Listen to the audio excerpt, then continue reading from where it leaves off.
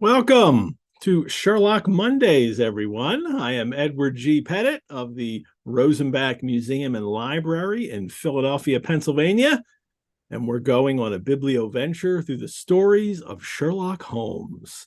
And this is episode 8, the Boscombe Valley Mystery.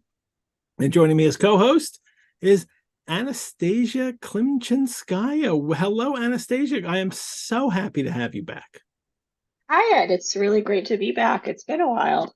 It has. You were on the first, was it the first? And then I demanded to be on the very first show. I said I want to talk about Watson making a list of Holmes's limits. Well, I am so happy to have you back for this one again. You know, I love having you on. We had you on previous, biblioventures, and it's always great to talk. Well, I've got my glass from the last biblioventure here. Well done with I a thought picture today, why not? with a picture of you on it. There you go. With a picture of me on it. Well, what will Anastasia and I be doing today on Sherlock Mondays for 30 weeks? We will deduce, decipher, dissect Arthur Conan Doyle's stories about the world's first consulting detective, Sherlock Holmes, and his able assistant, Dr. John Watson. It will be a kind of conversational annotation. And just a reminder, as you're watching live right now, please like and subscribe the videos, but also have fun in the live chat. That's one of the great features of actually doing the show live, is you get to hang out with more than 100 other Sherlockians talking about this stuff as we're talking about it along with you.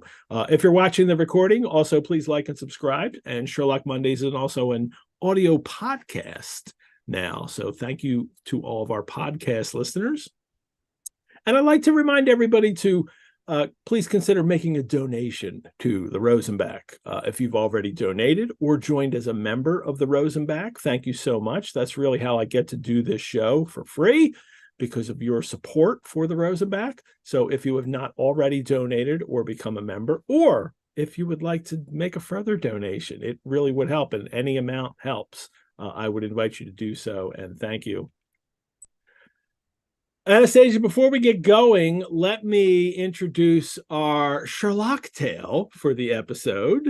Every episode features a Sher-locktail designed by one of our co-hosts, Mary Alcaro, who will be joining me again on the next episode. Did you make this? Do you have this one, or you're just drinking?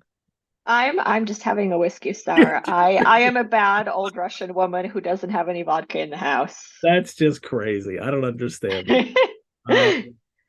Well, I am drinking the Cooee. Oh, that looks delightful. Yeah, it's kind of a gimlet. It's vodka and lime juice and 7-Up. A gimlet would be vodka, lime juice, and like simple syrup or sugar.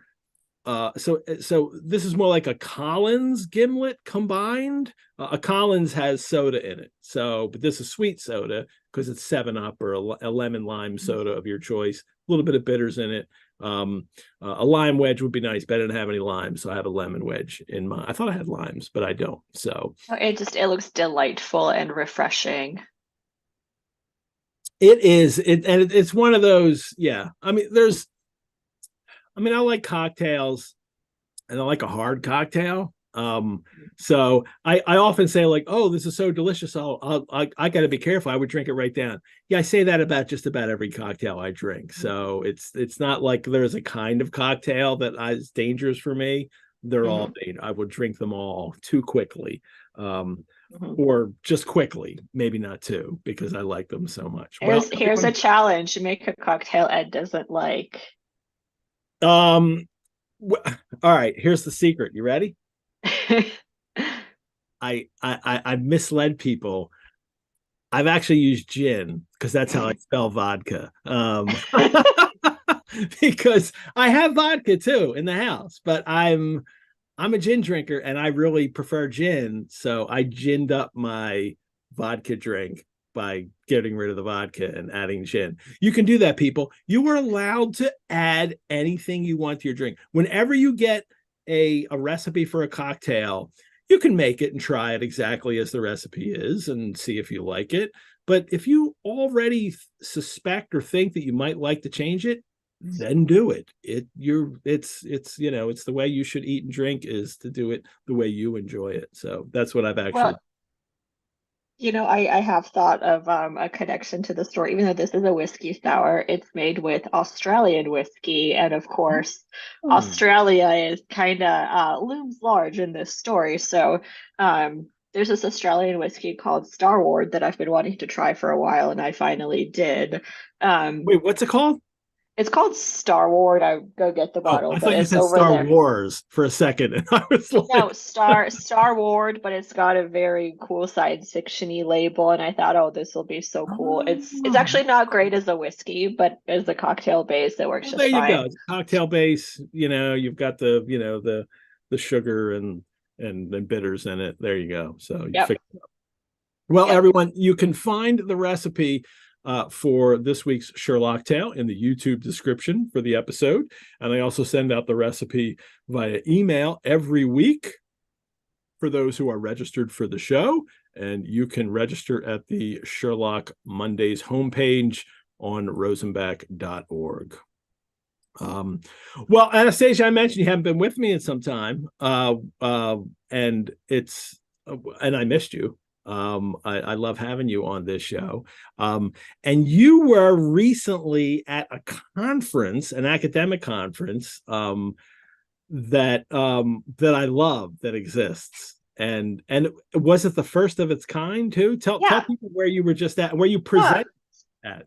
yes. So I was in Bloomington, Indiana, which is also famous for being the birthplace of Captain Janeway from Star Trek, in case you need another connection. Um, We've always got but Star Trek connections for it. Absolutely. So I was at the very first Taylor Swift academic conference. I even have I stole a bunch of their posters, but they had so many extras. It's Taylor Swift the conference era. Yeah. So it was the very first academic conference devoted to Taylor Swift, but not the last. And I was presenting on Taylor Swift as a transmedia storyteller. I actually had a friend record the talk, so that'll hopefully be up soon. But yeah, it was just incredibly exciting. All the local news were there covering it. All the local businesses went all out and had themed cocktails and trivia nights and everything. It was a whole extravaganza. That's great. So I love that. I love the way that um I mean I I went to college in the 80s. Mhm. And we kind of started to really, we were seeing the beginnings of this. And now Mhm. I'm so happy that, you know, people um who write scholarly things and teach and think about these kind of issues for, for a living, are pay so much attention to culture that used to be ignored. And I'm so, Yeah. and as Sherlock Holmes was ignored for. Yeah. I was about to say that, you always say so much about how, genres like horror fiction, um, and detective fiction have their pulse on sort of the culture, the zeitgeist, the whatever, the kind of the popular genres, the popular music, the ones that are looked down upon. That's their, as the name suggests, popular. It's what people are listening to. It's what's really influencing what people are thinking. And I mean, Taylor Swift at this point, she's her own economy. I mean, when she comes to a city, it adds sort of millions of dollars to their economy. Uh, she gets, I don't know, 100,000 people to register to vote in one day. Like, she has influence. And I Yeah, think, just like with Sherlock Holmes or with any other set of detective stories or with anything else popular, it's valuable to think about something that has such an impact on our culture. So that's absolutely. I'll get off my soapbox now, but No, that's that's my okay. I mean, and it's interesting for me. It's the treatment of her art as true art, as it should be treated. And just the way people would ignore something like detective stories and think, well, that's not real literature. Doyle thought that too clearly. Yeah, yeah, you can absolutely look at Taylor Swift's lyrics, and it is literature. It is, it is Absolutely. using words to do the same things that other literature does, and I mean, music added to it, of course, and so, and of course, she's got the whole music component and everything. So it's really wonderful that kind of stuff happens. So I'm so happy that you did that. And Yeah, it was wonderful. all righty. Well, we're going to talk about Boscombe Valley Mystery tonight. Why I'm wearing my Deerstalker for this show. We've shared a PDF of a facsimile from the Strand Magazine of the Boscombe Valley Mystery as it was published in October 1891. You can download that on the Rosenbach's Sherlock Mondays page. I especially say that for our audio podcast listeners, because that's where we'll talk about a couple of the illustrations in it, and that's where you can find those illustrations. And I'm ready. Are you ready? Absolutely. Righty. Well, it starts off in the text as it's adventures. It's still, I love that, as people buying the Strand magazine, they get it and they open it up and there's like all kinds of stories, and they open up to this page and it still says Adventures of Sherlock Holmes, adventure, and this is adventure 4, the Boscombe Valley Mystery by A. Conan Doyle. And that I mention this every week because this is what readers see every week as they were originally reading it, this kind of idea that it's a serial in the adventures of Sherlock Holmes, but it's not a continuing serial, like one plot going through. And that was so important for, I think, the popularity of this. Mhm. Yeah, absolutely. Because it means that you can enter the story at any point. You don't have to have watched the 20 million installments. And a lot of sort of television that these days, or not these days, but pre-streaming television that was kind of monster of the week, used the same idea that you don't necessarily have to have seen all of the previous ones as a Yeah. self-contained episode, because before you had streaming, before you had DVDs, before you had VHS, it would have been hard to catch up. So a lot of those shows were based on, you could start anywhere. Mm-hmm. Well, this story is especially going to be great because it is, and I had forgotten this. I had forgotten how kind of canonical this story is, how this story, establishes things. Well, like the Deerstalker and the illustrations, we'll see why that is. But just it's like if you had to give someone a classic Sherlock Holmes story where he behaves like Sherlock Holmes and solves things like Holmes does, you can't go wrong with if you actually gave him this one. So it Yeah, begins. it's Go ahead. yeah, rereading it, I was just there's Sherlock Holmes quotes that everybody loves to bandy about, or there's sort of cliche things that he does, and so many of them are in the story. It's like it Yeah. distills the cliche of Sherlock Holmes into one story. Yeah, a cliche now, but not cliche when people were reading Yeah, it originally. So yeah. Doyle is still creating that idea of who Sherlock Holmes is, and especially in this first rush of stories, he's not Mhm. tired of it. Doyle likes this idea that he's doing. And we'll get into later episodes when he was thinking like, I'm done with Sherlock Holmes. I don't want to write these stories anymore. Well, But I also imagine he's enjoying having an income. yes, but it paid him so much money. He kept going, thank goodness. It begins with another reminder of Watson as a doctor, but it's this one doesn't begin in Baker Street. And this is I say that this is like a story that has all the usual elements of Sherlock, but it's missing a key element in that it doesn't open in Baker Street. And that's very interesting that Doyle already is thinking like, okay, let me do a little variation on the opening of my story. And here it opens in Watson's house, or where he lives with his wife. And he says, we were seated at breakfast one morning, my wife and I, when the maid brought in a telegram. It was from Sherlock Holmes.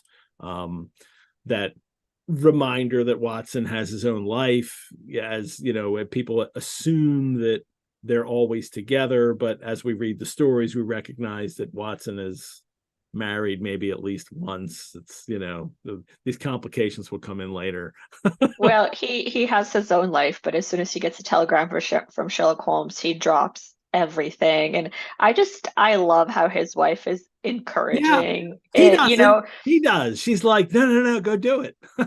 he gets the telegram and she's like, "You're going, right?" I mean, she asks it as a question, but it's like when you have that partner and they get an invitation to something and your partner goes, "You're going, right?"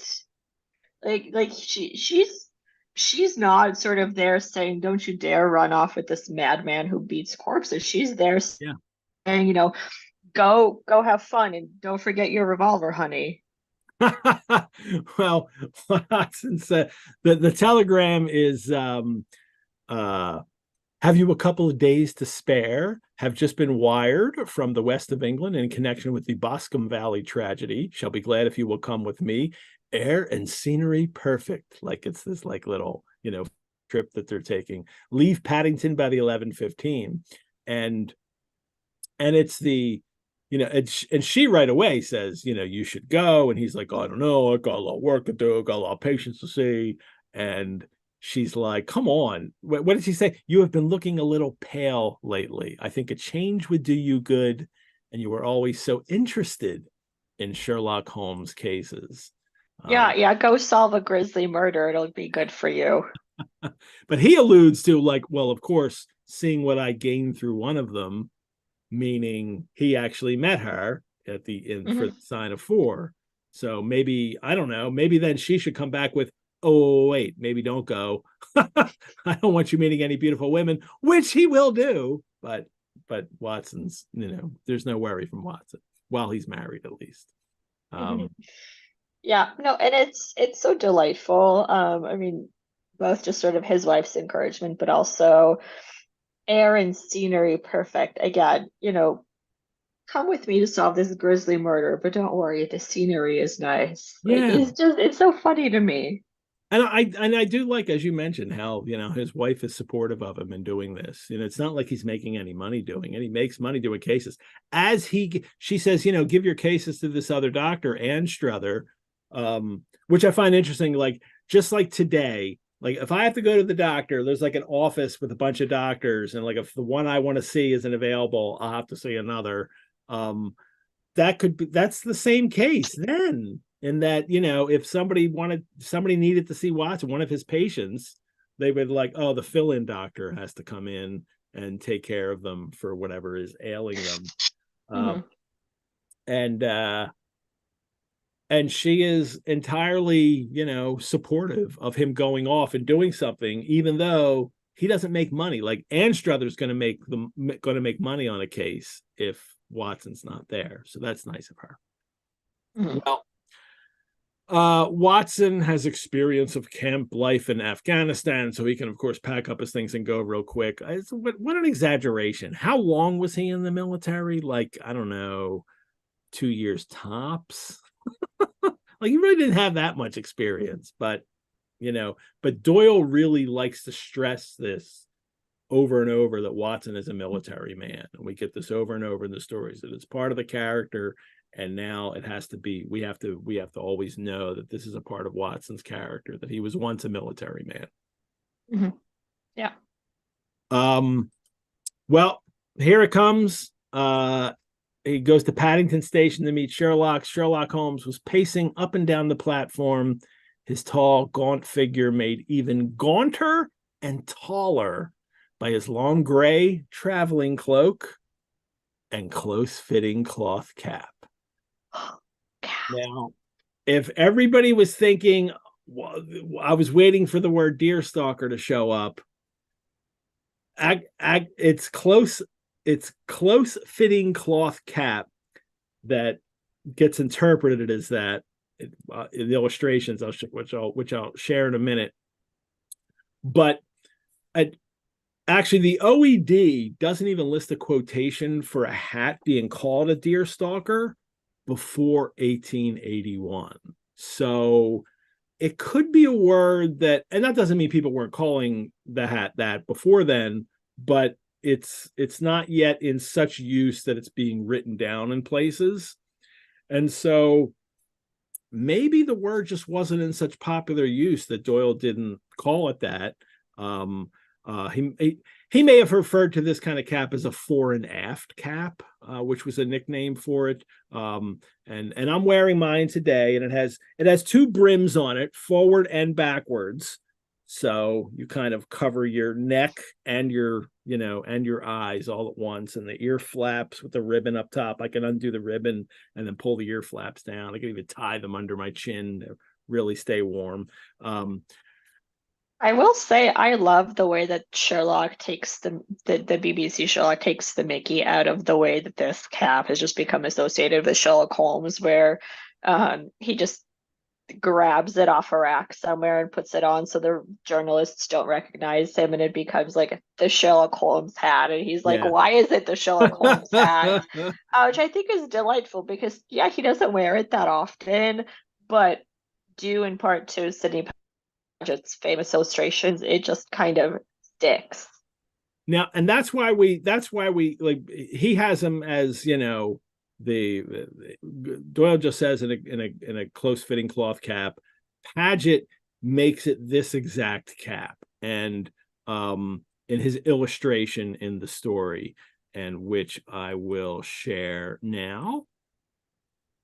And this is the Strand Magazine for October 1891. And there it is. And the picture isn't actually fabulous, like very clear. This is the clearest one, is this one I have here. This is one of those pictures that I've had a hard time finding great clear copies of. But it's Watson and Holmes in the in the compartment of the train, and they're in the on the train, and they're both in there. Watson's got his kind of bowler hat on there, and Sherlock's sitting with this kind of long coat on. Watson calls it what does he say, a gray traveling cloak, and the hat it's a deerstalker, what we call a deerstalker now, with the two brims front and fore and aft, the ribbon on the top tying the ear flap up. And this is the way Paget red close fitting cloth cap, and that's what he put on him. One of the reasons that Paget had perhaps read it that way is that he himself wore this kind of cap, and there is a photo of Sidney Paget.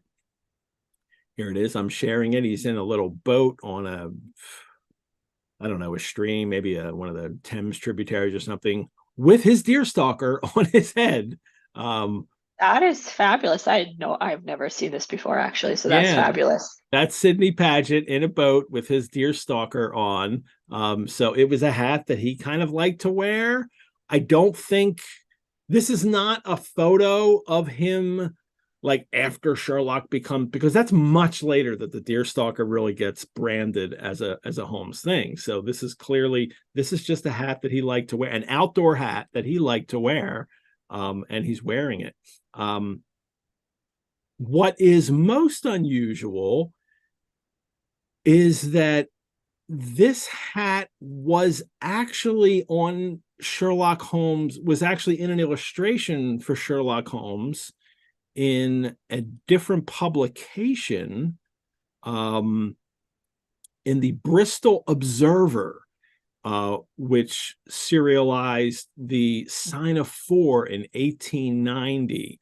And why that's so strange is that it's set in the city, and this isn't really supposed to be a hat that someone wears in the city. It's a hat you wear in the country.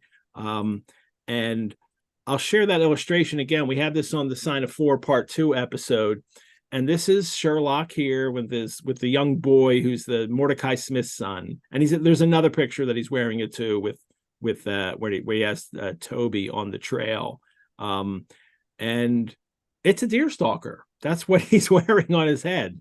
Watson looks like a policeman almost here with his bowler hat here, and cloak. But I find it's utterly fascinating that Holmes is wearing, that the illustrator of this serialization of Sign of Four thought to put Holmes in a deerstalker maybe says that the idea that we have that this is a hat that men only were supposed to wear in the country, maybe men did wear it in the city anyway. And we just, weren't around then, and it's not recorded that men would wear it in the city, but maybe they did. Because that Bristol Observer illustration has no connection to Sidney Paget, no connection to in the Sign of Four. It doesn't say he's wearing any hat like this. It's just that illustrator put this hat on him. And so that's really unusual. Mm-hmm. I mentioned that this wasn't known as a kind of signifier of Sherlock Holmes, this hat, until after the actor, Paget first put it on its head, but it's really the actor William Gillette, the actor who played Sherlock Holmes, like 1,300 times on the stage, became very famous. He's also in the 1916 silent film Sherlock Holmes, which just was several years ago found and restored, that people can watch it now. He had Holmes wear the deerstalker, and a lot of photos of him in the deerstalker, or illustrations. So it becomes kind of associated with Holmes, so much so that it's always on somebody's head, usually in adaptations that don't take the canon seriously, or don't really try to convey what's in the canon. You mentioned in the Granada TV. Well, you mentioned the BBC Sherlock, which has, they're kind of playing off the idea of this hat, and then it gets kind of, it's a funny take on it. The Granada TV series with Jeremy Brett, they do the Boscombe Valley Mystery. He's wearing a gray, long traveling cloak, and he has, a gray deerstalker. It's one with a much smaller brim than the one I'm wearing. It's a very tiny little brim that he has on his, which I think the Granada TV people found to be far more historically accurate than the one I'm wearing, with a much larger brim. But I like the larger brim. So there is a question in the chat, by the way, about where you got yours. I got mine. It is tweed, and deerstalkers are usually a heavy cloth, like a wool tweed, and I found it online, and I can't tell you where. I don't even remember. I've wanted one for years and years. I wanted a deerstalker, and I just never got around to it. And then it was last year, something like I was like, I should get one, and I did. I just found a nice one online. I investigated. I made sure it was real quality, but I don't remember where it was. So, but it's tweed. Yeah. And I went to Edinburgh. A light green color is what it is. Well, so I went to Edinburgh a few years ago, which birthplace of Conan Doyle. So, you know how every city has their sort of gimmicky, touristy stuff that they're selling on the street. In Edinburgh, it is deerstalker hats. They're just on every corner, everywhere. So, I bought mine there. It was probably made in China, actually, or something. But I did buy it in Edinburgh, so it's in a closet somewhere. And that is very likely where it originates. This hat almost certainly originates in Scotland. Mm-hmm. As and it's called a deerstalker, obviously, because it's hunters or people out, stalking deer, or becomes known as a deerstalker hat, because outdoorsmen who might be hunting wear it. So, but it's almost certainly of Scottish origin. So, All righty. Well, I'm just overjoyed that I get Sherlock in a deerstalker in this story. Watson shows up on the train. It is really very good of you to come, Watson. It makes a considerable difference to me having someone with me on whom I can thoroughly rely. That's very nice. This another reminder of their relationship as friends, companions, not quite partners in this investigation, but that Yeah, Sherlock. at least it's not a backhanded compliment this time. It's not, and it's one of those things that, coupled with all the other things that add up over the stories, do kind of wind up creating this textbook of friendship, in a sense that it's the stories always that we frequent reminders of their relationship, and positive reminders of their relationship. We also get all the backhanded compliments of Watson not being intelligent enough, along with it. They're on the train. Holmes has got all the newspapers out for the case and goes through it. And he mentions that he says Watson's like, the case sounds a little paradoxical and the details you're giving me. And Holmes says, singularity is almost invariably a clue. The more featureless and commonplace a crime is, the more difficult it is to bring it home. Holmes loves these cases that are singular, that have unusual features. It's the outre that that he's always that he mentions in the last story. He doesn't mention outre in this one, does he? Yeah, but he has said He it many does. He times does. before that Yeah. the stranger a case is, the easier it is to solve. I think he said it with the Red-Headed League because that one was just weird. Yeah. If it's just a run of the mill something or other, no features, no singular features, then how do you even begin solving it? So it's this continued fascination with extraordinary and Yep. ordinary life that I think makes Sherlock Holmes so compelling as this figure who looks at the world, who looks at our very prosaic reality and says, well, actually, it's full of these fascinating things if you just know how to look.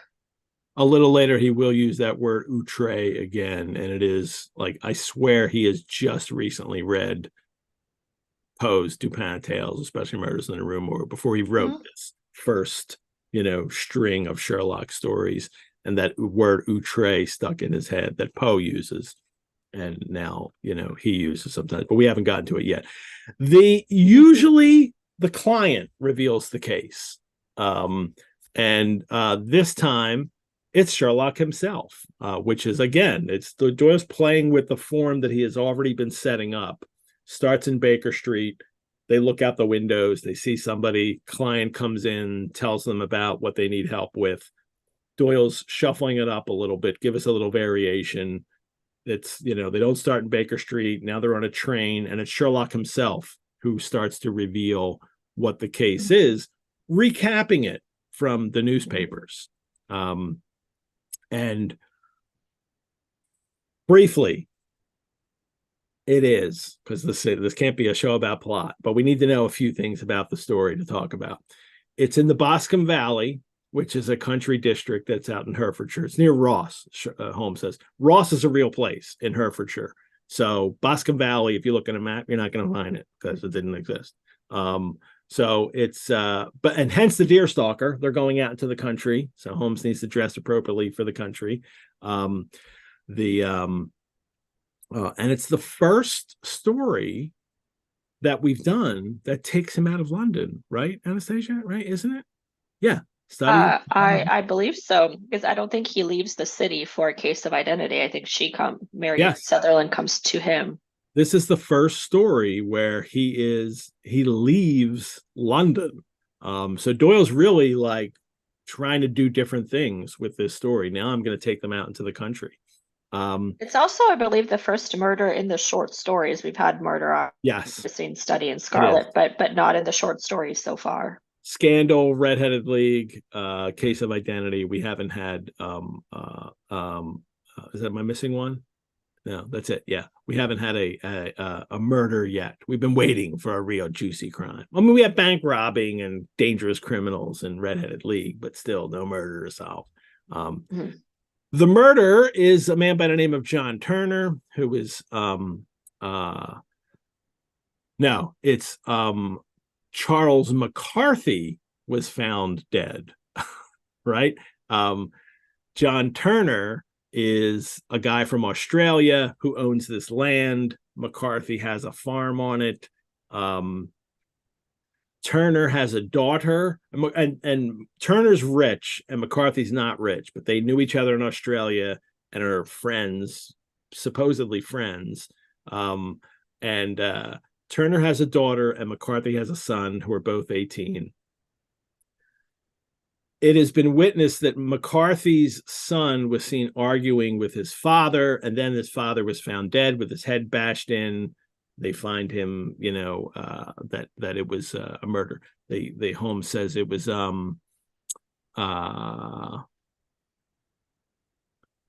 appeared to have a violent quarrel, and then they found the dead body stretched out beside this pool, beside this body of water on the estate. The head had been beaten in by repeated blows of some heavy and blunt weapon, and a verdict of willful murder having been returned at the inquest, and the case would be referred to the next assizes, and McCarthy's son has been accused of the crime. Just a little, annotation for people maybe reading, especially for people reading these stories for the first time. If you don't know, the assizes were the court sessions held at scheduled times of the year in England, and it was twice yearly. There were quarterly sessions, but then the assizes were twice yearly. They were in the different counties of England. There were 6 of them, 6 judicial circuits, and judges would travel around the country to hear cases of usually indictable cases, as opposed in what America we would call felony cases. They didn't have to be murders. They could have been, serious crimes that were just still indictable. And the coroner's inquest that he mentions, or at the inquest, usually when we're used to this in American, cop shows or whatever, in that somebody's murdered, the police come in, you go in, the police investigate it and decide whether or not, and the detectives decide whether or not. In the British system, in the Victorian age, and there's still parallels to today, but in this time, in unexplained or violent deaths, they would have an inquest, and the coroner was presided over the inquest, and they would call a jury from the local area, and witnesses would come up and be examined, and the death would be judged natural, accident, suicide, or homicide. And if it was a homicide, someone could be accused, but not always. They might not know who did it. But if someone could be accused and charged, if a person was charged, they would be jailed until the next assizes. So if the assizes were next week, you're in jail a week. If the assizes are in 6 months, you're in jail for 6 months, waiting for the next, judge to come. Yeah, no speedy trial for you. Nope. And the local people who lived in the area could come in and watch inquests, and frequently did, especially if it's in a small town. They would come and see it. They're usually in public places like an inn, and the coroner would just commandeer a place that could have it, and usually close to where the crime happened, so they didn't have to take the body, any great distance, and they would do it right there. So that's what's happened in this place. They found that McCarthy's death was willful murder, and Watson thinks that, with the case they have against young McCarthy, that it is like the circumstantial evidence pointed to a criminal, that it really points to him. And Holmes has this interesting little, point about do you have that about circumstantial evidence there? Yeah, did you want me to read it? Sure.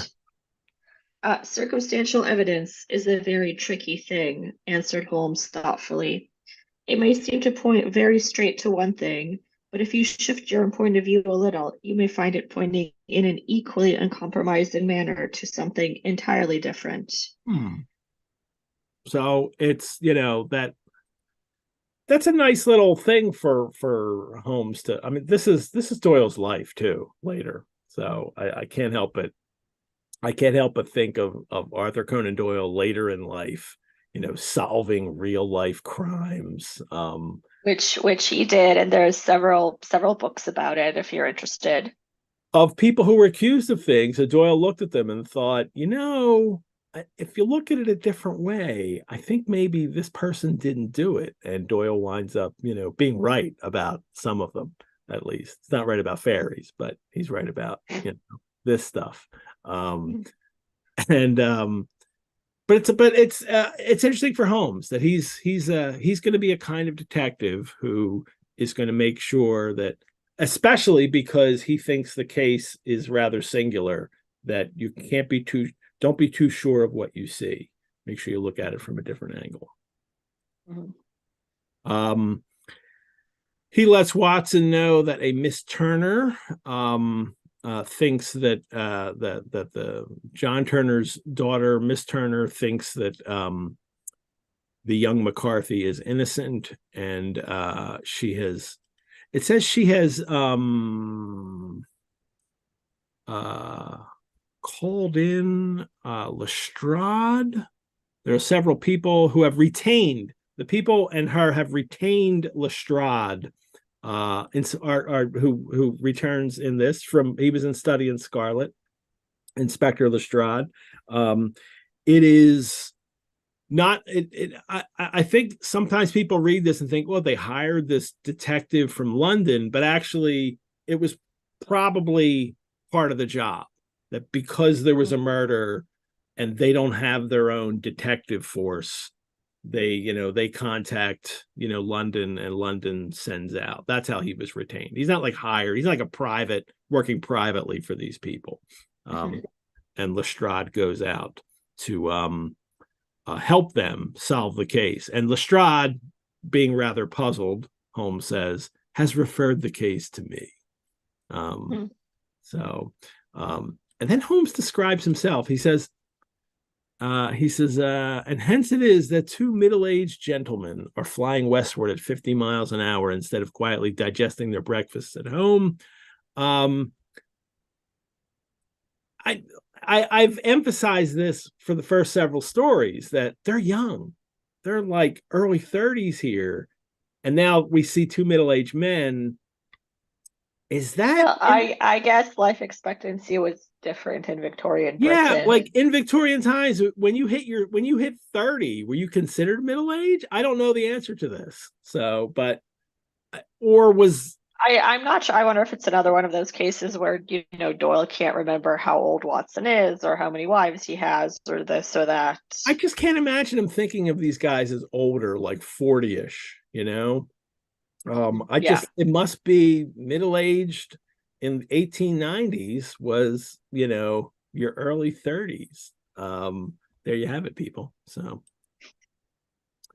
I started calling myself middle-aged after 40, and people were shocked. What? Middle-aged? Yeah, like I'm definitely middle-aged. Like if I make it to 80, that's fantastic. So yeah, people now don't like that. People think it's like, oh no, it's like in your 50s. Like, no, it's not. But anyway. Yeah.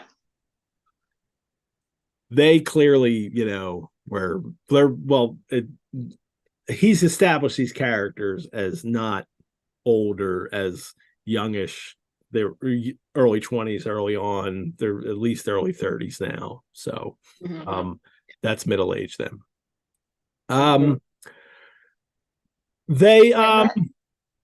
Here's another quote. Let's do this quote too here. There is nothing more deceptive, because Watson, this is a nice Sherlockian There's nothing more deceptive than an obvious fact. And I said earlier, this is the story with so many of the Sherlock Holmes quotes and cliches and things. And this is one of them, just like, you see, but you do not observe, that everybody likes to quote all the time, especially if you're in a Sherlockian society. You hear that sort of thing a lot. People just kind of drop it into conversation. And he does, and that,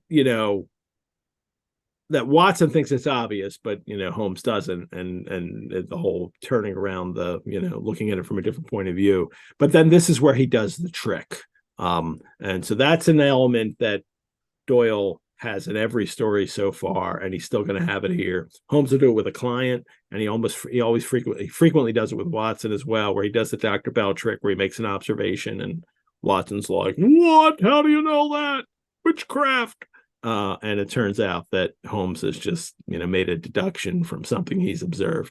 And this one is that you know me too well to think I am boasting when I say that I shall either confirm or destroy his theory, Lestrade's theory about the case. I'm sorry. It's I very clearly perceive that in your bedroom the window is upon the right hand side. That's the trick that he does. And Watson's like, how do you know that? And it's how he shaved. He didn't shave right, so he didn't have the light. And it's I okay, maybe I don't understand this one, but wouldn't it depend not just on where the window is, but where he's positioned in relation to the window? Because if my window is right here, if I'm standing here, the light is on my right side. If I'm standing here, the light is on my left side. So how does he know in what part of the room Watson shaves? Or it's a little problematic, but it is. The light is coming through onto his right side, I think, is what Holmes's point is. So that but then if you turn 180 degrees, yeah. the light is coming on your left side. So how does he know how Watson is standing when he's shaving? Well, it's not that he knows how he's standing. It's that he knows that where the light is in relation to where he is shaving. Like if he turns around, he would know that the light wasn't there because he wasn't getting as close a shave on the one side that didn't have the light. It's a little problematic, but it's not crazy problem. Just go with it. I still okay. Just let him have this one. Watson didn't have enough light on one side of his face to shave correctly. Clearly, yes, he could have turned around and taken a little hand mirror and done the other side. We don't know. But Holmes, again, we have another little trick here. And we also find out that on the train trip here that the son, McCarthy's son, was arrested for murdering his father, but he was not surprised at his arrest, and Holmes finds that interesting. Watson thinks like, well, of course not, because he did it. And Holmes is like, that's not really the way I read it. That it's innocent he might be.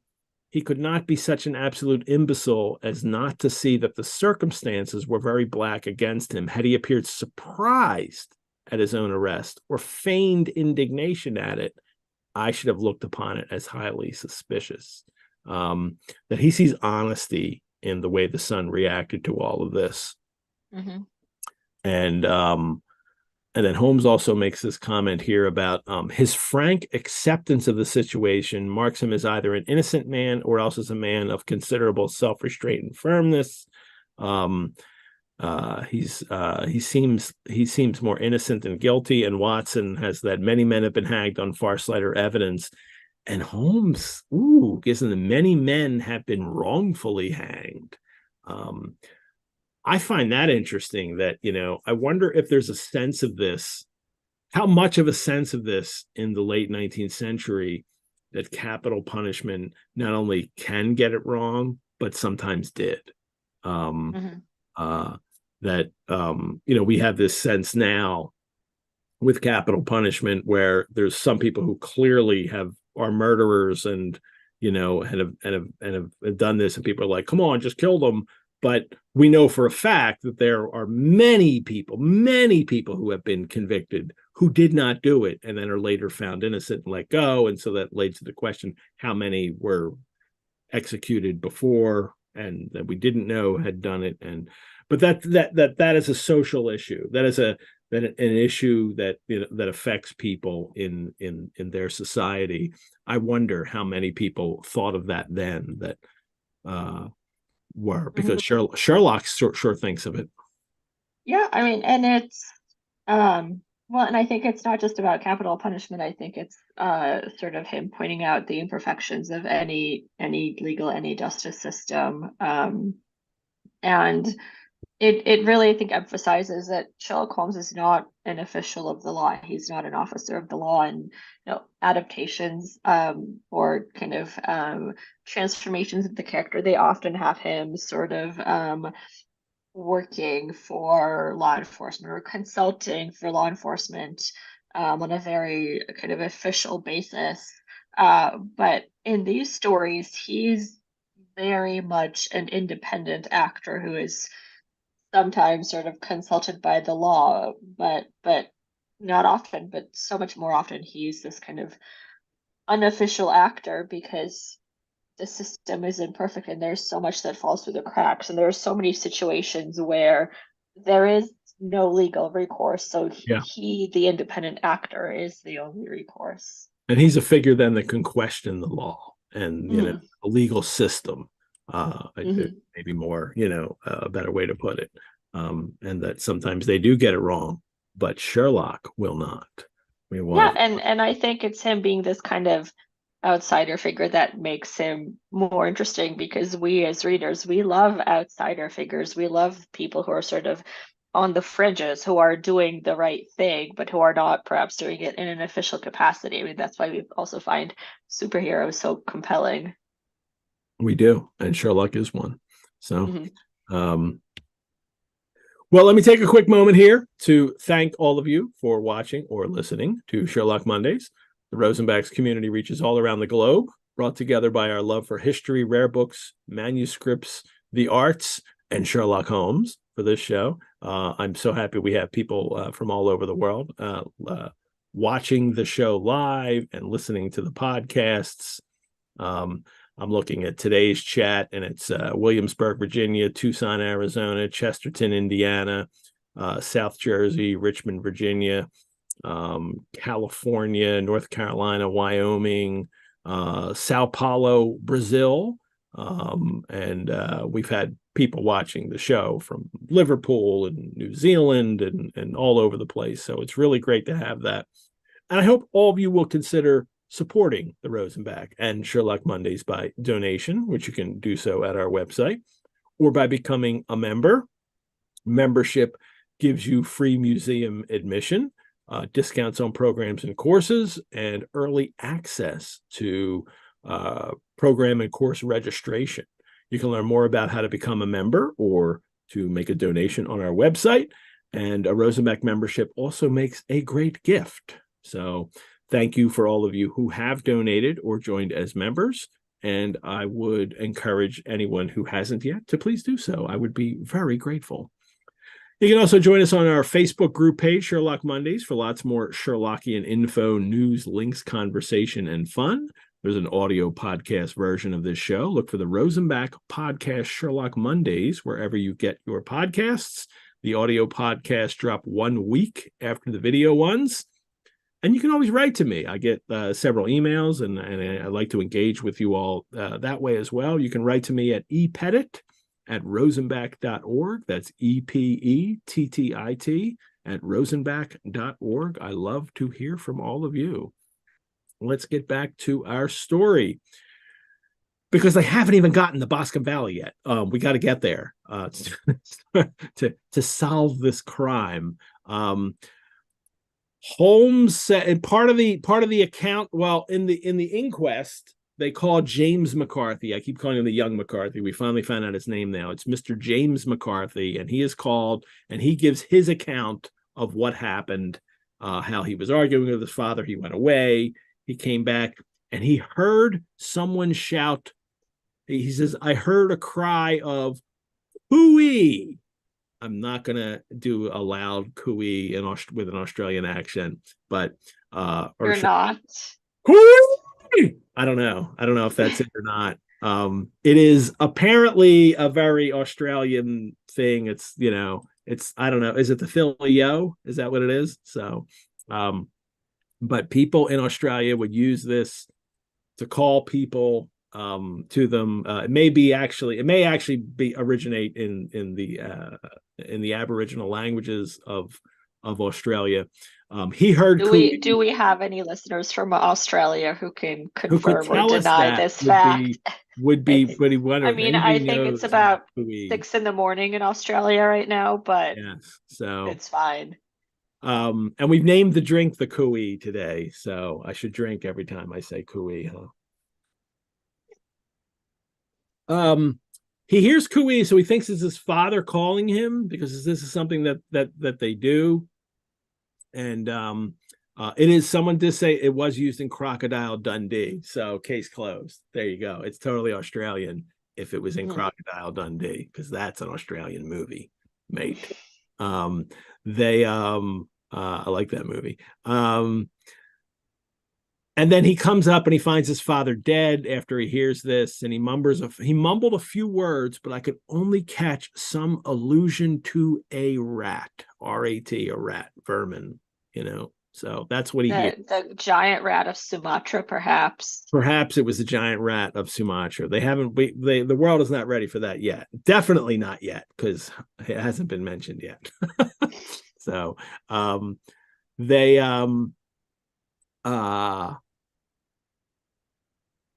these are the things that he says, and then Holmes. And he also says when he ran up to his father, he had the vague impression that he saw something on the ground, like something gray in color, like a coat of some sort. But then it was gone later when he turned and went for help.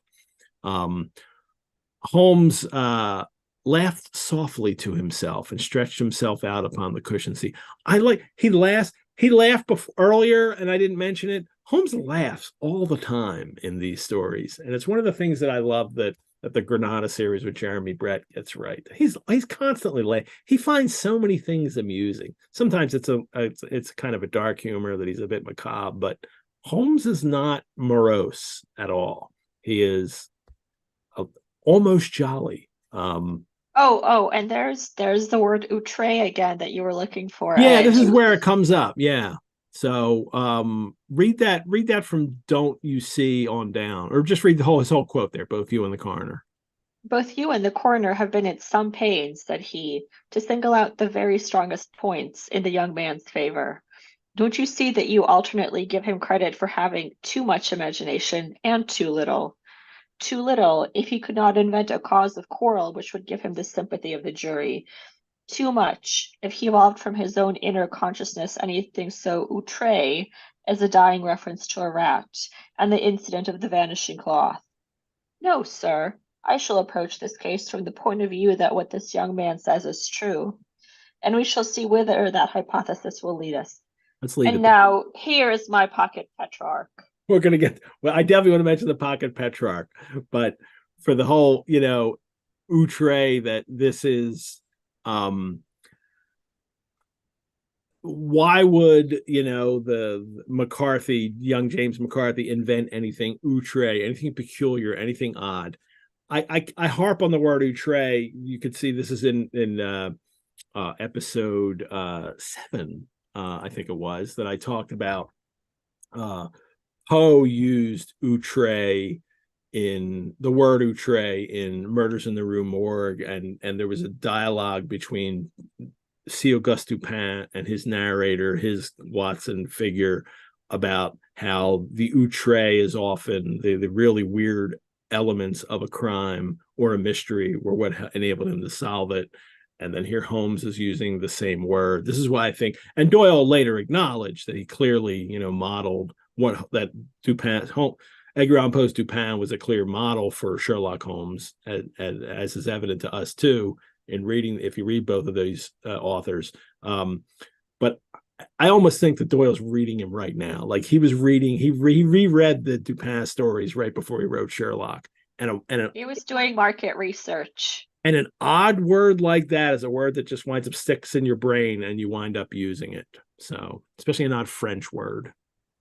Those French and their it's not words. Something you usually use, but Sherlock does like to use French words. He uses employé in the last story or two story in the Red-Headed League. Instead of employee, he uses employé, which was employee had already become a common word to refer to a worker, but Holmes uses the French word. Well, maybe Holmes has French connections, So Well, he also says a couple pages earlier, he says, therein lies my métier, which is the yeah. French word for profession. Is that the bohemianness that Doyle is doing here? That Holmes is this kind of person who would use French words. Is that also a sign of a bohemian character? I wonder. I don't know. That's a good question. It seems like something very Oscar Wilde to just pepper your speech with French words here and there. Well, Wilde could read and write in French. He wrote Salome in French, didn't he? So Mhm. He did. they and I know that because we have a manuscript of Salome in French at the Rosenbach. Oh, that's fabulous. I didn't know that Yeah. actually. Um, they Sherlock is like he's talked all about the case and he's like, no, I'm just gonna take a break. I'm gonna pull out my pocket Petrarch to relax a little. We've had Holmes relaxing by doing chemistry experiments. We've had him relaxing by playing music, but by reading Petrarch, like this, I find this odd. For people who don't know, Petrarch was an Italian poet, like 14th century, I think. I'm not sure, 14th or 15th century.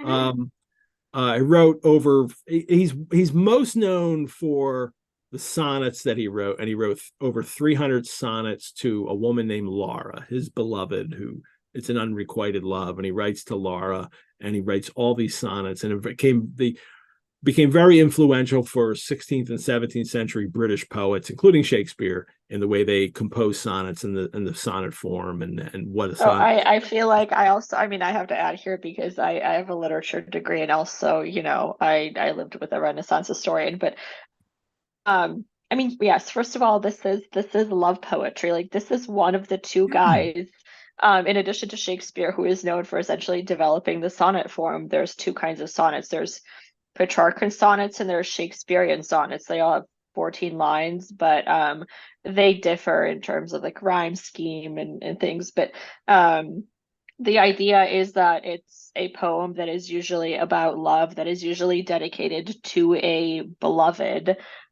So this is the guy who was complaining to Watson about putting romance in A Study Yeah, in Scarlet like a few stories ago. Although I to be love clear, this.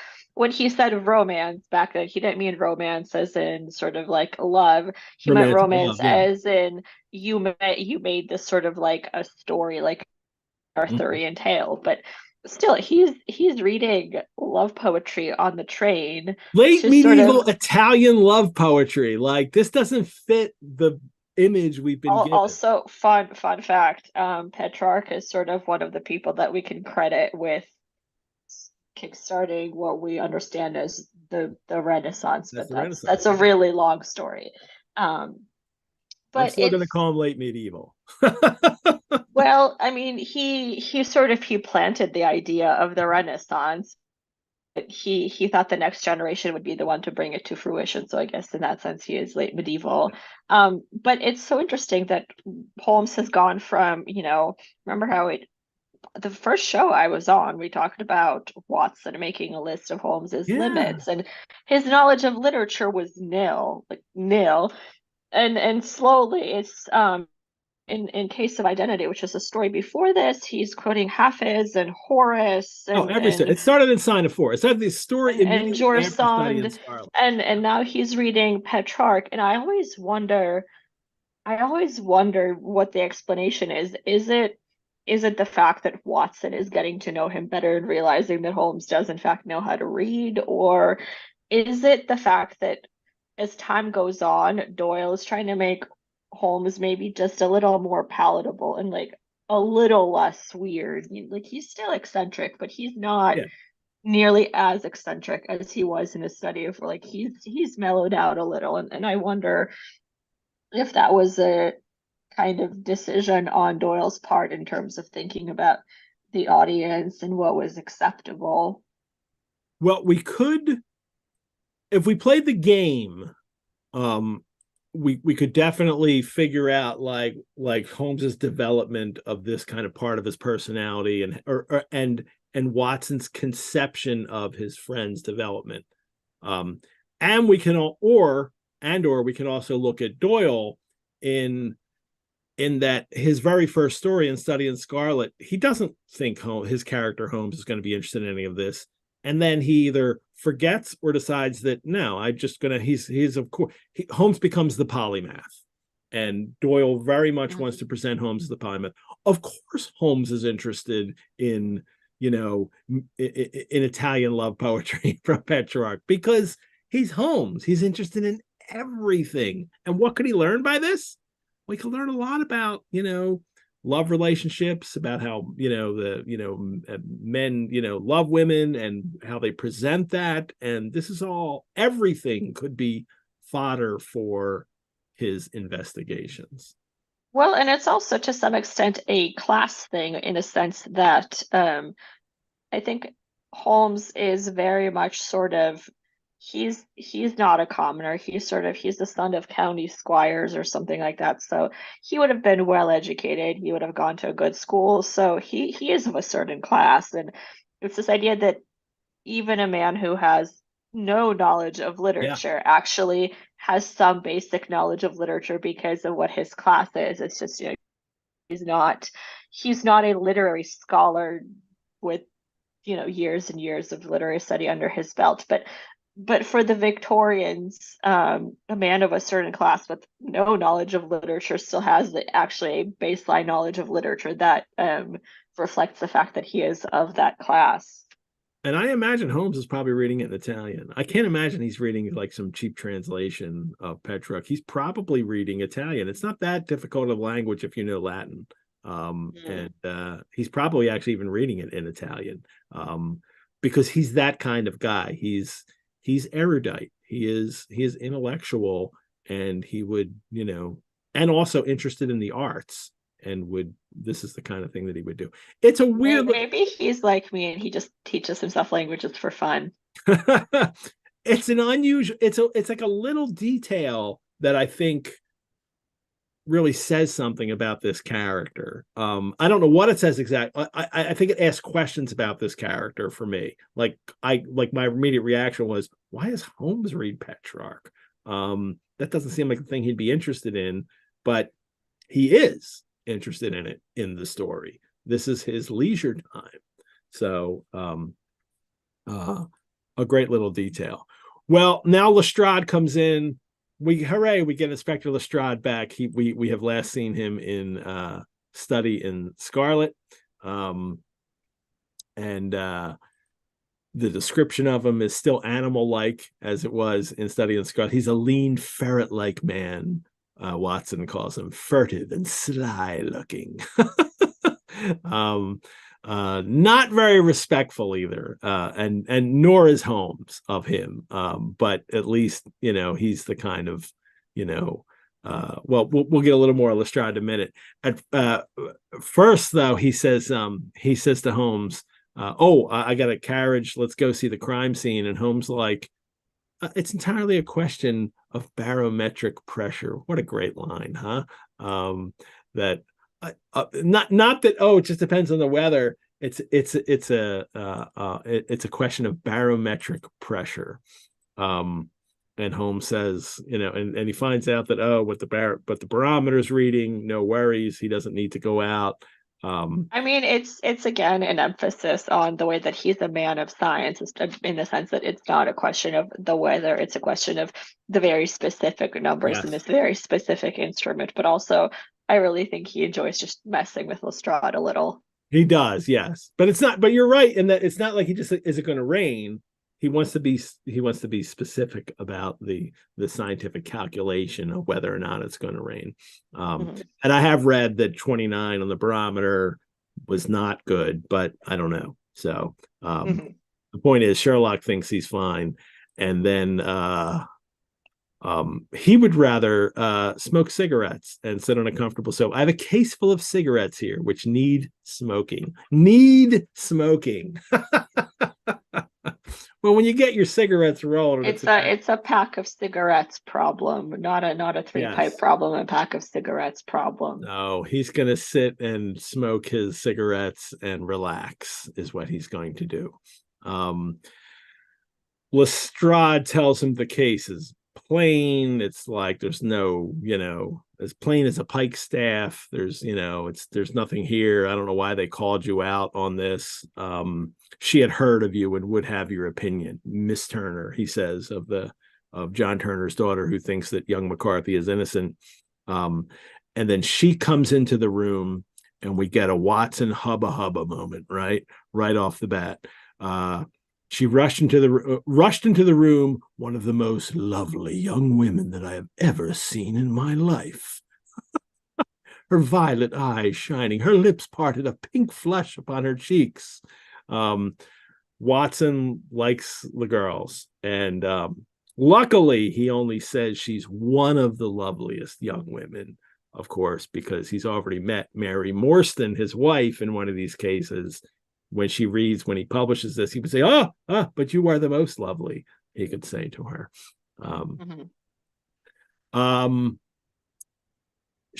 Miss Turner picks out Holmes of the two. I think that's funny that she recognizes you're Sherlock Holmes. She doesn't it must be the deerstalker. And Holmes says that he thinks that James McCarthy is probably innocent, or it's very probable. He says, I think that it is very probable that he's innocent, which is he's probably innocent. That's not like if he had said it that way, it wouldn't seem like it was that much hope there, but very probable.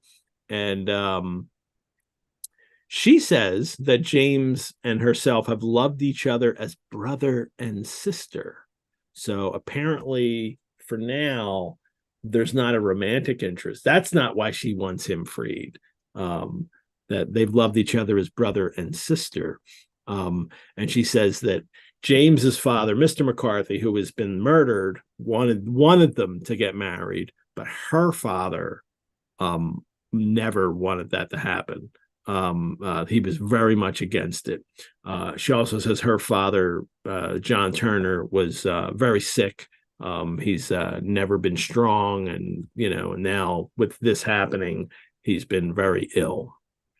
And that they knew each other, McCarthy and Turner. They knew each other in Australia. They knew each other in Victoria, Australia. At the gold mines there, and that's where they first met. And Holmes thinks this is, a clue, right? What does he say? Right, that is important. In Victoria, that is important. Little help for the reader there. I like that because we talked about this last time. How readers are being taught to read mystery stories. It's a fairly new thing in the late 19th century, and now when you pick up a mystery novel, you know where to look for clues. You could see that things are being described, and you have an idea of this could be a clue or might not be a clue. Readers don't think of that, and Doyle is listing things and calling attention to things early on in the stories, and here he has the character Holmes himself call attention to something. Australia, Victoria. Yeah, well, because every genre is a certain kind of contract with the reader about what you're going to get, right? In a romance novel, you're going to get a happy ending, and in a horror story, you're going to be scared, and so on. And if you don't get those things in that particular genre, you're going to be upset because it doesn't fulfill that contract. But with detective fiction, that contract is still being written, so to speak, because the genre is still developing. The readers and the authors are still figuring out what that contract says, what the author is going to include in a story if it's a detective story, and what the reader can expect. And so I think, as Mary said when she was on the last show, that this is a genre that's still developing, and readers are still being taught how to read it. And I think authors are still trying to figure out how to write it, because there's absolutely stories in here in which Doyle absolutely cheats and just keeps evidence from you, or doesn't play fair, doesn't let you solve the crime. Mm-hmm. But this story, I actually think, reading it as a 21st century person who has, consumed even, a couple of mystery stories, I think it's probably a very simple mystery to solve. The fact that Cooee, I mean, it's it's not specific to the McCarthys, like it's just used in Australia. So presumably anybody who was in Australia might perhaps recognize that call. But again, it's the reader is being trained to look at the world like Holmes, like a detective, and to read the story like a detective. Mm-hmm. And we're not quite in Agatha Christie, but we're not quite in golden age of mystery in the early 20th century where the contract becomes if I read all the clues right, I could conceivably figure it out before the detective. We're not quite in that stage yet. Doyle stories very, very frequently depend upon someone coming in at the end and telling the story. And then what happens is everything, all those clues fall in place, but we can't really figure it out until we hear the final story, usually. Mm-hmm. Holmes, of course, has figured it out. He's come to a place where he's come to an initial hypothesis, and then everything is just a matter of confirming his hypothesis as he goes along. Mm-hmm. Yeah, I mean, I think this is one of those stories where he really could have been an armchair detective, and he really didn't have to go to the Boscombe Valley in the first place, but he wanted to wear his new deerstalker. Yep. Looks good. Looks good on me, doesn't it? All righty. Looks fabulous. um I dare you to walk around Philly wearing that. I have. I did for when I went down for the Copper Beaches meeting last year. But it was funny because in the October Beaches meeting, when I go in Philly, it's close to Halloween, so it doesn't matter. It just looks like, oh, that guy must be wearing a Sherlock Holmes hat, So I don't usually wear it, but I will wear it this winter when I go out. It'll be a hat I wear. Fantastic. Well, Holmes reads his pocket Petrarch, but when he goes out to visit McCarthy in prison, in the jail, Watson reads a yellow-backed novel. And I like the difference between their reading choices. Holmes is reading Petrarch. Doesn't say it's in Italian. I'm just assuming that. And Watson is reading a yellow-backed novel, which by 1891 kind of has two meanings. Now, the original meaning is it's this kind of cheap novel, a sensational kind of novel, a novel of sensation about, like murders and infidelity and, mystery. And that you usually buy at a railway station. The covers weren't just yellow. Usually they were bright colored usually with an illustration, but frequently the boards were yellow and they become known as yellowback novels. But yellowback novels and yellowback literature become known as this kind of very salacious, decadent kind of thing that you would read in the 1890s. So and if I can add, in the picture of Dorian Gray, he actually very famously has a yellow-backed novel on his bedside table that he reads, and he talks about being poisoned by a book, being poisoned by that little yellow novel. Excuse me. I love the difference between Oscar Wilde using the term and what we think it means, and Doyle using the term. And I think Doyle is more referring to just a sensational novel he bought at a railway station. They just came up on the railway. That's probably why Watson has it. He got it on the train trip. He bought it in a bookstall at the railway station, so he has it. But when Oscar Wilde writes it, that's, he's going for the other thing that this novel has become, this salacious, decadent story of sin. Absolutely. But it's so funny that Watson's reading taste just seems terrible. It's what we would call low fiction, right? Like vulgar fiction. It's sort of the melodramas, the yellowback novels, maybe the penny dreadfuls, the kind of adventure stories, and then Holmes of all people is off reading like Petrarch and Horace and all of these things. And Watson says also, he says, I found, because he's trying to read it, and he says, I found my attention wander so constantly from the fiction to the fact. And he does this thing where we have a moment in the story where Watson questions the case, and he's kind of doing a summation for the readers, and he kind of gives us the important questions to ask, because he's as the narrator, he's, we can be in his shoes and looking at what Holmes does. He sometimes questions Holmes' ability to solve it, or more frequently assures it that Holmes will. He says here he has faith in Sherlock that he will solve it. But the whole I'm wandering from fiction to fact, it's another meta moment in the story, right? That this is like your fiction, Watson, that we are reading, and he's talking about reading fiction and wandering into the story. So I love but it's what helps us play the game, this. Yep. And pretend that actually these are records of real cases. I like all of those really bad stories, but no, this is true. But it's also, I think, a callback to that wonderful line at the beginning of A Case of Identity, which is one of my favorite lines.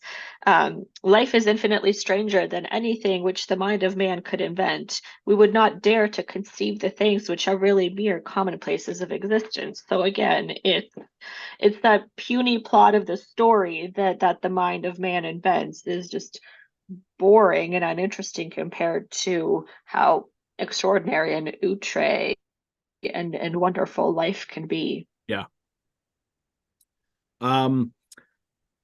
The Watson also has another thing that he mentions here, because he also has a specialized position as a medical doctor, and he has knowledge, and he comes up with he thinks that in the surgeon's deposition it was stated that the posterior third of the left parietal bone in the left half of the occipital bone had been shattered by a heavy blow from a weapon.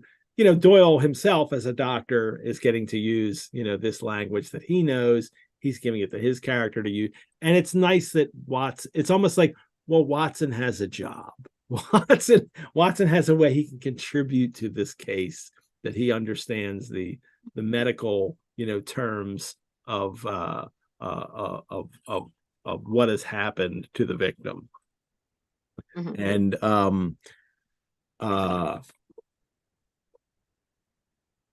Watson can't believe, as I'm trying to fix another cocktail here and talk at the same time. Watson, what happens next? Well, I just love that Watson is describing it as, I cudgeled my brains to find some possible explanation. Like, you can just imagine Watson sitting there, and he's just trying so hard, but he knows he's no Sherlock Holmes. He's not. Yeah. So we do get that emphasis over and over in these stories that that Watson just, he not only can't figure things out, but he recognizes that he's not as smart as Sherlock. They'll come up with different ways of kind of Watson is very able and intelligent in his own way, but not in the ways that help him solve cases, or would help, or could help Sherlock solve cases, certainly. Holmes returns late, and then he says we have to go, and then they're going to go out and see the he says he's talked to McCarthy, and apparently he has found out that James McCarthy is only not interested in Miss Turner because he actually got married in secret to a barmaid, a Bristol barmaid. Scandalous. Yes, and he's not to blame, because Holmes describes it as get into the clutches of a barmaid in Bristol and marry her at the registry office. And now when the barmaid has found out that he's in jail, she's let him know that she was already married to, a husband. She already has a husband in the Bermuda dockyard, so their marriage isn't legitimate anyway, because she was already married. But the real double standard there, that like McCarthy's not to blame, it's the barmaid who is to blame for this. Like, it's not to blame that he went and married this barmaid and goes and sleeps with her and secretly and keeps it a secret from everybody, but she's to blame because she she got him in her clutches. Yeah. Holmes gives Holmes calls Watson's attentions to the 2 points here that number one is McCarthy had an appointment. The McCarthy who was killed had an appointment with someone who is not his son, because the son was away meeting with his barmaid wife. And also the Cooee, someone that he heard the murdered man was heard to cry Cooee. So, and now another literary reference. Doyle likes these. I've also mentioned in past episodes too, Anastasia, that I think Doyle likes to position himself as a literary author. So he likes to make references to other authors and that he likes. But it's a way of saying, I'm just not a magazine writer. I'm also, in the literary world. And it also just would have been very common in 19th century fiction. If you're an educated person writing fiction, you're going to be dropping references to other things, because if you're educated, you would have read those things as part of your education. And again, it's sort of part of what anybody from your class would know. So of course you would make those references. And here it's Holmes says, let us talk about George Meredith, if you please, and we shall leave minor points until tomorrow. Doyle's really making Holmes into a lit lover too, also. Meredith, for people who don't know, and of course you don't know because nobody reads George Meredith nowadays, was a novelist and poet who was popular in the 19th and early 20th century, although now unread. And Doyle knew him and knew him fairly well. In a letter to his mother, Doyle wrote in November 20, 1888, he wrote, I lecture on Meredith tonight. He is, in my opinion, a head and shoulders above any living fiction writer. This is 1888. This is after study in Scarlet, before Sign of Four. Doyle gave a lecture called The Genius of George Meredith for the Portsmouth Literary and Scientific Society. He also gave that lecture again a little later in 1892 at another place. He visited Meredith at one point. He really admired him so much that he's like, I have to meet this guy. And Doyle knows J.M. Barrie, who later wrote Peter Pan. And he got Barrie to introduce him, and they went to Meredith's house and met him. They exchanged letters throughout the years. In the, where is my copy? The Doyle, Arthur Conan Doyle Life and Letters that John Lellenberg put together, John Lellenberg, Daniel Stashower, and Charles Foley put together, which unfortunately is basically Doyle's letters to his mother. I don't know how many letters to his mother in here, but it seems like 3/4 of the letters of this book are Doyle to his mother. But there's also a quote in here in a book that Doyle wrote later, Through the Magic Door, that he wrote 20 years later, something like that, 15 years later, probably 20 years later, about I think it is quite certain that Mr. George Meredith, if statistics could be taken in the various free libraries of the kingdom to prove the comparative popularity of different novelists with the public, I think it is quite certain that Mr. George Meredith would come out very low indeed. If, on the other hand, a number of authors were convened to determine which of their fellow craftsmen they considered the greatest and the most stimulating to their own minds, I am equally confident that Mr. Meredith would have a vast preponderance of votes. Indeed, his only conceivable rival would be Thomas Hardy, who was popular. And I guess he's saying that George Meredith wasn't as popular at that time. But Meredith sold pretty well. His poems, essays, and fiction sold pretty well. And I gotta show you a picture of George Meredith, which is going to make us all love him anyway. And this is a picture of Meredith in later life. He was kind of ill for a bunch of years, and Doyle was in contact with him then. But here's George Meredith in late age. Look at this, in a donkey cart with his dog on his lap. Oh, How do you not like this guy who takes his dog out in a donkey cart, led by a donkey, in this little, sedan chair with his he is dog? just living the life.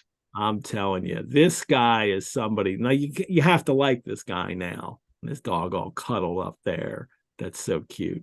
All righty, that's George Meredith. Now maybe somebody will read George Meredith. I haven't even read George Meredith, so if that's okay, everybody. Although I did finally, I have a copy of Ordeal of Richard Feverall coming, so I kind of finally figured, I've never read Meredith. I know of him, but I've never read him. But maybe I'll read him now. All righty. Well, let's Holmes is back on the case. There's no rain, as Holmes knew there wouldn't be rain because he was aware of the barometric pressure. And he goes out and investigates the case. First they go and he visits the houses. He measures the boots of James McCarthy, who has been accused of the crime. And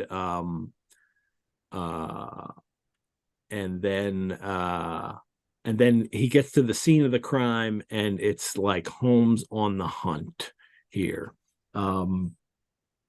He says, Watson says, men who had only known the quiet thinker and logician of Baker Street would have failed to recognize him. His face flushed and darkened. His brows were drawn into two hard black lines, while his eyes shone out from beneath them with a steely glitter. His face was bent downwards, his shoulders bowed, his lips compressed, and the veins stood out like whipcord in his long, sinewy neck. His nostrils seemed to dilate with a purely animal lust for the chase, and his mind was so absolutely concentrated on the matter before him that a question or remark fell unheeded upon his ears, or at the most only provoked a quick, impatient snarl in reply. Every one of his actions was directed towards a definite end. And then he ran round like a dog who was picking up a scent, and then turned upon my companion. He drew out his lens and lay down upon his waterproof to have a better view, talking all the time rather to himself than to us. And this is the image we saw of Holmes in The Sign of Four as well, when he's investigating that crime scene. This very physical investigator. The Paget illustration for this shows Holmes, stretched out on the ground. Let me share that with people. There he is, Holmes stretched out on the ground, finding the ash, finding the footprints in the field, wearing his deerstalker hat, of course, outside. So, but I love the conception of this illustration by Paget with Holmes stretched out prone here, looking at the ground, as this is not a respectable thing that men do. You don't lie on the ground and do things that, it's beyond bohemian kind of thing. It's the Holmes is unusual for expected behavior for a gentleman. It's and that's the kind of character that Doyle is portraying here, I think. Right, Anastasia? Mm-hmm. Yeah. I mean, he is this sort of very interesting kind of gentleman where we've just talked about the way that, he is well educated, he is well read, he is very much from a certain class, but at the same time, in many ways he doesn't behave the way that a gentleman should, and he walks that line very narrowly because he can't be too ungentlemanly, but he can sort of deviate a little bit in a kind of artistically eccentric kind of way, as long as it's not sort of too morally improper. And it's not improper because he's finding out who did this murder. And he finds ash on the ground from somebody smoking. He finds the murder weapon, which is a jagged stone. He knows it's the murder weapon because it had grass growing under it, so it was moved. No mention of blood in the story, which is a little bit of a problem with it. Like there should have been blood on the rock that bashed a guy's head in, but there's not. And they and then he gives the usual like he didn't study in Scarlet like he did to Inspector Jones in Sign of Four. He then gives a full description of the man who did it. The murder is a tall man, left-handed, limps with the right leg, wears thick-soled shooting boots and a gray cloak, smokes Indian cigars, uses a cigar holder, and carries a blunt penknife in his pocket. That kind of brilliant Holmes, trick that he does to say that this is how I read all these clues and this is how I know who this person is. And then he leaves and he tells Lestrade, Lestrade wants him, he's like, the mystery, and Holmes like, oh, it's solved. And Holmes like, well, it's the guy I just described to you. And Lestrade's like, I can't go with that. Right? Holmes says, I've given you a chance, well, I'll drop you a line before I leave. I'll let you know who it is exactly before I leave. And then Holmes explains the case to Watson, how he's investigated everything. This is what I found. Light a cigar, let me expound. And he mentions that Cooee, the word, and how he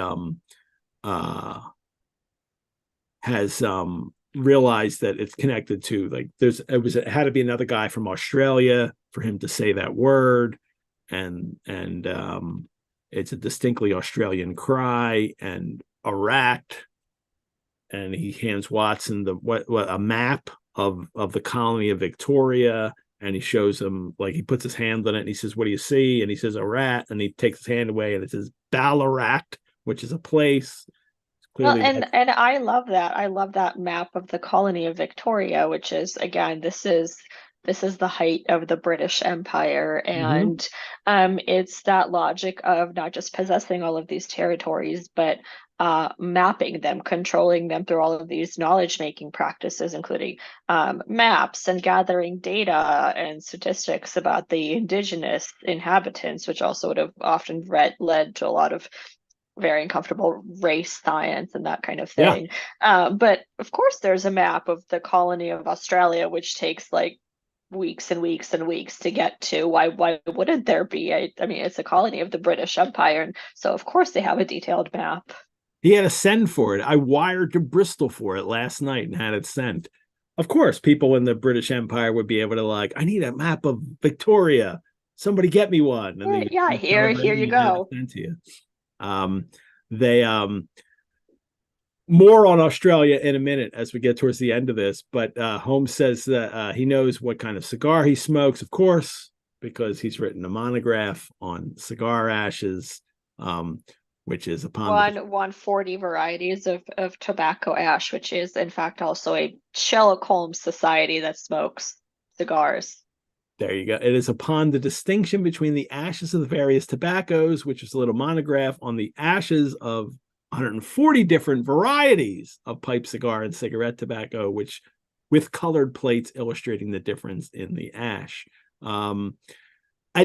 This is like is this the third or the fourth time he's mentioned this? Doyle? I think Doyle's gone to the well too many times on this one. It's like anytime he gets a way to mention it, Doyle likes to mention that this, that Holmes has written this, but that's okay. I love it.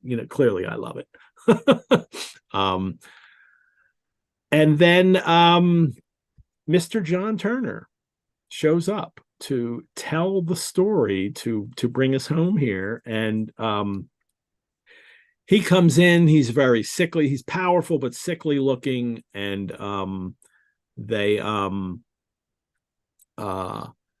and he confesses to the crime. Well, Holmes says, I know all about McCarthy, and the old man Turner says, God help me, but I would not have let the young man come to harm, James McCarthy. I give you my word that I would have spoken out if it went against him at the assizes. Well, I'd have let them convict him, and then I would have said, no, it wasn't him. Of course, he's dying. Let's hope he didn't die before that happened. And he tells Holmes says, just tell us the truth. I shall jot down the facts. You will sign it, and Watson here can witness it. So Holmes will have the real, in case Holmes realizes too, in case he dies, Holmes will have the story, a signed confession that he was actually the murderer. He says he's worried about his daughter, Alice, right? That's why he doesn't want to, like, I'm worried my daughter, well, when she hears that I'm a murderer, what she'll think of me. And I'm kind of like, yeah, I don't you murdered somebody. That's not the reason to keep it a secret. But it's so it seems so Victorian, where it's just the reputation and what will my daughter think of me, It is. and it just let's talk about that, but at the end here, because and that's extraordinarily important, and why this all happens this way. But he tells Holmes about how when he was in Australia, he was known as Black Jack of Ballarat, and he led the Ballarat gang, and he's a thief and he's a murderer, and they robbed this coach full of gold and murdered people. And McCarthy was one of the guys on the coach, so he recognized him, and now McCarthy's kind of blackmailing him. He confesses to the whole thing, and McCarthy wanted his son to marry Turner's daughter, and he's like, no, that can't happen, and that's why he winds up murdering him in the end. He just thought there was no end to this guy, in his claim on my life. He was going to keep blackmailing me. And he says, I did it, Mr. Holmes. I would do it again. Deeply as I have sinned, I have led a life of martyrdom to atone for it, but that my girl should be entangled in the same meshes which held me was more than I could suffer. I struck him down with no more compunction than if he had been some foul and venomous beast. And Holmes says, well, it's not for me to judge you. I pray that we may never be exposed to such a temptation. Really? That's surprised. Like, that's like, oh, I'm like, yeah, it's I guess if I had been like robbed and murdered and stole gold and made my fortune and murdered people to get it, and then decided to murder somebody who knew that I did that, good thing that's not me. That doesn't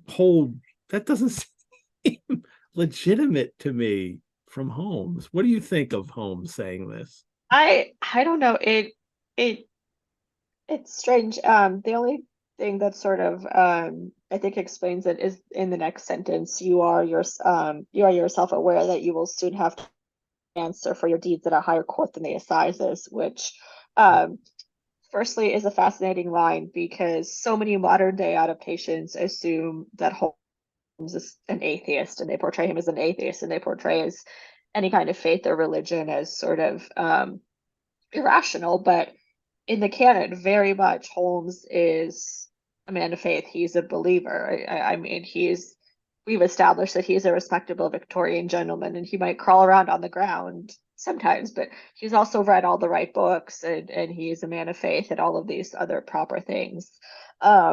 So given that this guy is, going to die in like a month or so, I can sort of see why Holmes is saying, well, there's really nothing earthly justice can do to a man who's going to die in a month. True. So, for perhaps the higher court of than the assizes is what we should leave it to.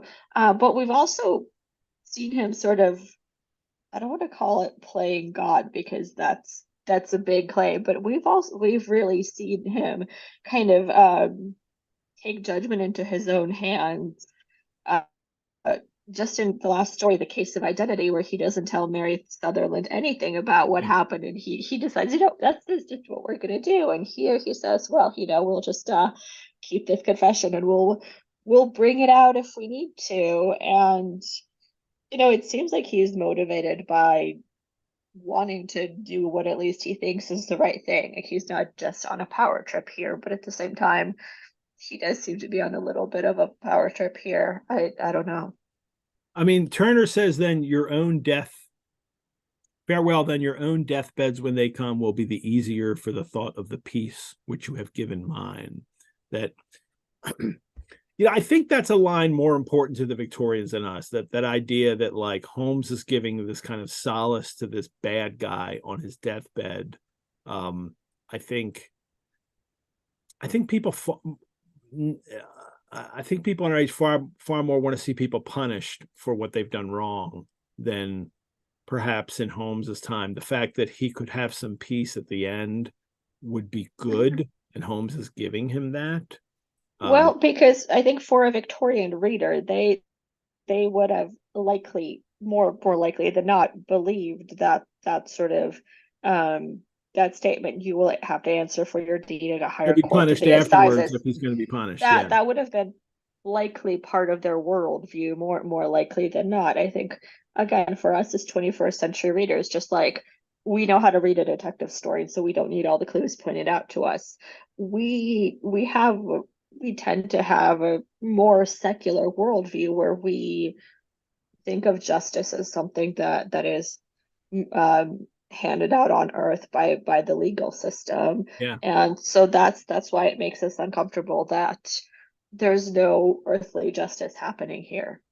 It's also the well, when we skipped over the Australia thing, which I think is another there's it's we've had in the first story, Study in Scarlet, Watson's wounded in these British Empire wars and suffers from it and doesn't have like the most fond things about it. He's not like, whoa, it was so great that we were over there fighting. Fighting for the glory of the British He doesn't Empire. think that. Yeah, it's like and then we've had and then we had Jonathan Small in Sign of Four, and his issues in colonial empire and India, and how he becomes a criminal and a murderer because of it. And now McCarthy and Turner. Well, McCarthy was just like he was like guarding the gold. He wasn't even a criminal over there. Turner's the criminal who goes to Australia. Or did he go to Australia? Was he sent to Australia? And I think that we forget that for the Victorian audience, if you hear somebody went to Australia, you'd be thinking like, well, why'd you go to Australia? Does that mean that you were already a kind of criminal to begin with? I mean, that you were sent there. It's not a penal colony anymore by the end of the 19th century, but that's how it begins. Well, But and not to mention also in Study in Scarlet, the kind of the main criminals are come from Utah, which no longer a British colony, but at one point, the United States had been a British colony. yeah, So, and if you keep reading the stories, you keep coming across this over and over and over again, that the criminals are either foreigners or they have spent enough time abroad, usually in some British colony, to be sort of contaminated by it. And it's this anxiety running yeah, through so much of Victorian literature. We talked about this with Dracula, where he is a foreigner from Eastern Europe. He invades Britain. He preys on British women, and it's terrifying to the British. But then also you read stories like Jekyll and Hyde or The Picture of Dorian Gray. And during those scenes where those characters go to the bad neighborhoods of London, those are the neighborhoods where the docks and the opium dens are. So the places with the ships and with the sailors and with the physical goods from foreign places. So yeah, literally those kind of liminal spaces where things come from outside in and have the potential to kind of infect, or the opium dens, which of yeah. course opium would have come from Asia, and I think kind of there's a addiction difference. to it was a big problem. Yeah, there's a difference though between foreigners, which is also like people are suspicious or criminal because they're foreigners, and but also this place from the colonies where these were British people who went there and are somehow kind of infected. Somehow Mhm. like there's this curse that because they went outside, they're kind of, infected with something. And that's what happened to Turner. And it's definitely a theme that Doyle is interested in, this kind of curse of the British Empire that comes back. Well, When you come back home, it affects people in awful ways.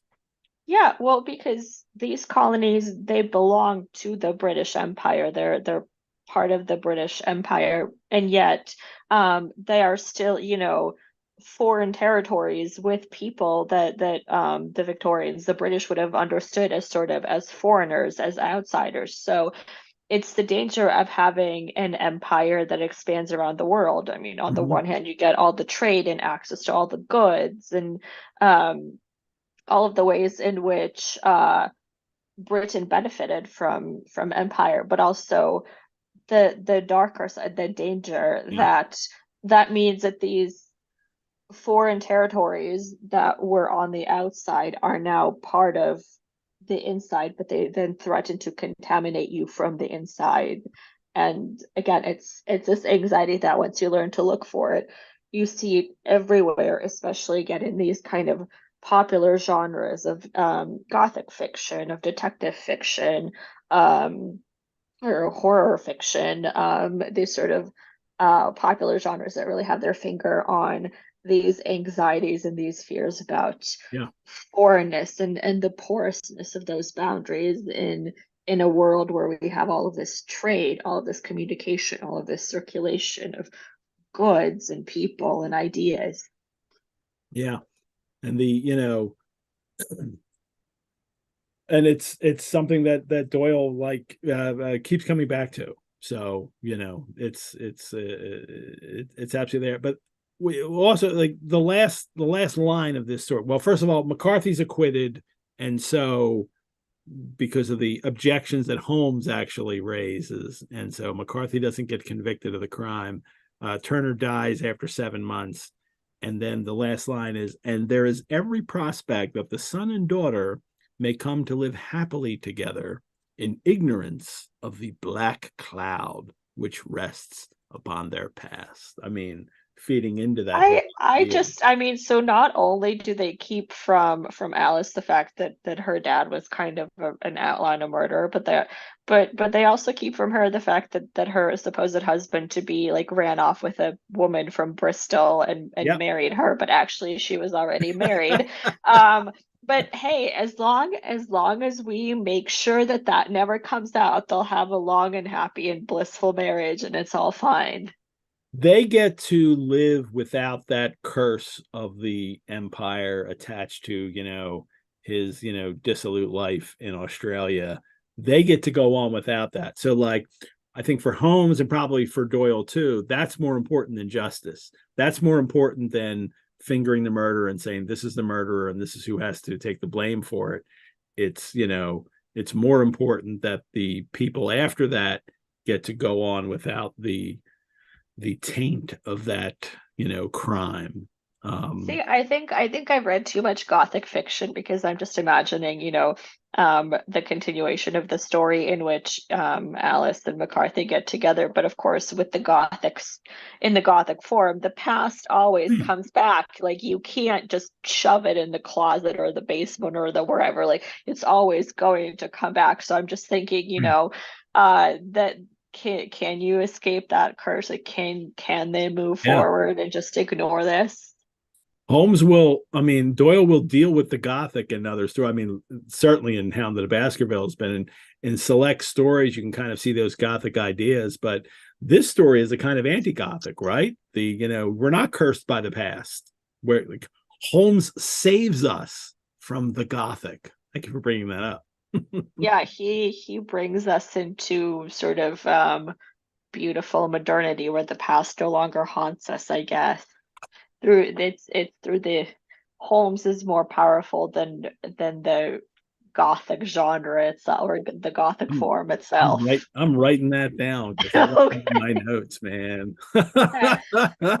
Feel free to tweet it while Twitter still exists. That's great. So yeah, that's the end of this story. Well, let's end there. Sherlockians, Mhm. thank you for joining us for episode 8 of Sherlock Mondays. Anastasia, I am so happy to have you back. I love this. It was a pleasure, and I'm really excited to be back in a couple of weeks as well. You'll be back again for episode 10 for The Man with the Twisted Lip. Mhm. One of my favorite stories. So I used to tell, I mean, I could say it's my favorite Holmes short story. It's so hard, but it maybe is my favorite Holmes short story. So I'm so happy I'll get to talk to you about that one in episode 10. But coming up next week, our Sherlockian mixologist Mary Alcaro returns for the 5 Orange Pips, which has nothing to do with Gladys Knight, but instead is a story in which Holmes attempts to take down the KKK. What are they doing in London? You'll have to find out in the next episode. Thanks to our chat, Mrs. Hudson, Brianna, for managing the live chat links. Thanks to the sponsor of Sherlock Mondays, Lisa Washington. We couldn't do these shows without the generous support of our patrons. You can support the Rosenbach through donation. Your support helps us create more programs like this and also care for our collections. You can also become a member. Membership gives you early access and discounts to programs and courses. You can find out more at our website, rosenbach.org. And again, let me remind you to subscribe and like these videos. Subscribe to our channel, like these videos. If you're listening to the podcast, leave us a review somewhere where you find your podcast. That would be really great. That's really exciting. I've actually never been on a well, actually, no, that's not true. I've almost never been on a podcast before, so that's exciting. Wow. All righty. I didn't know that. Well, I'm on podcasts all the time. I just recorded another podcast from somebody. They had me on as a guest. So I get to do that stuff a lot. But we're a podcast too. All righty.